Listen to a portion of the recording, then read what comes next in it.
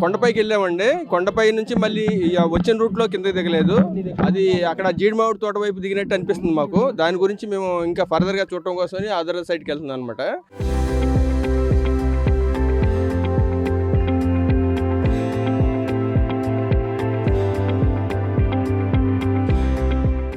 So ఇదేంటంటే మనం already ట్రాంకులైజ్ చేసి పట్టుకోవడానికి కూడా పర్మిషన్ ఇవ్వడం జరిగింది. పూనా నుంచి టీం వస్తుంది. ఇక్కడ కూడా మా అన్ని టీమ్స్ రెడీగా ఉన్నాయండి. 12 టీమ్స్ ఉన్నాయి. సో ఈ నైట్కి మేము మ్యాక్సిమం ట్రేస్ అవుట్ చేసి దాన్ని పట్టుకోవడానికి ట్రై చేస్తున్నాం అండి. అది ఎవరు భయపడాల్సిన అవసరం లేదు. మేమంతా కూడా ఇక్కడ ఉన్న లోకల్ విలేజెస్ అందరినీ కూడా మన పోలీస్ డిపార్ట్మెంట్ అందరూ కూడా ఇది చెప్పారు, అవేర్నెస్ క్రియేట్ చేశారు ప్రాపర్గా. అందువలన ఇబ్బంది ఏం లేదు. కాకపోతే ఏంటంటే ఎవరు బయటికి రాకూడదు ఈ నైట్కి. ఇంకోటి ఏంటంటే ఈ పశువులను కూడా లోపల ఇంట్లోనే ఉంచుకుని జాగ్రత్తగా చూసుకుంటే మంచిది. తడోబా నుంచి వచ్చిందండి. మేము అన్ని మ్యాచ్ చేసాము. తడోబా నుంచి వచ్చేసి మధ్యలో ఛత్తీస్గఢ్ పాయింట్స్ కూడా టచ్ చేసుకుంటా మన తెలంగాణ మీదుగా పాల్వంచ ఇటు నుంచి మన దగ్గరికి వచ్చింది అనమాట. ఏలూరు డివిజన్లో కూడా వచ్చింది. తర్వాత ఇటు వచ్చింది.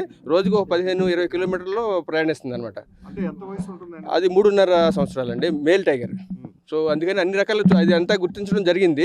ఇప్పుడు ఏంటంటే ఇక్కడ ఎక్కువ జనాభా ఎక్కువ ఉంటారు కాబట్టి అందుకని ఎక్కువ కేర్ తీసుకుని సాధ్యంత వరకు క్యాప్చర్ చేయడానికి కూడా మేము పర్మిషన్ ఇచ్చాం.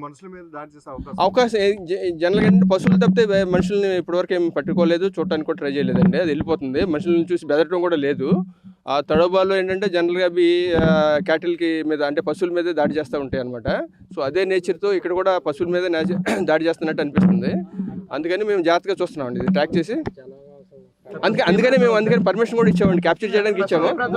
ప్రస్తుతం ఇది ఇక్కడే ఉంటుందండి. ఇది మన జీడిమామిడి తోటలో ఉండడానికి ఎక్కువ 90% ఈ జీడిమామిడి తోటలో ఉండడానికి అవకాశం ఉంది. ఇంకా 2-3 ఆప్షన్స్ ఉన్నాయి. అవి కూడా చూస్తామని వెళ్తున్నాము.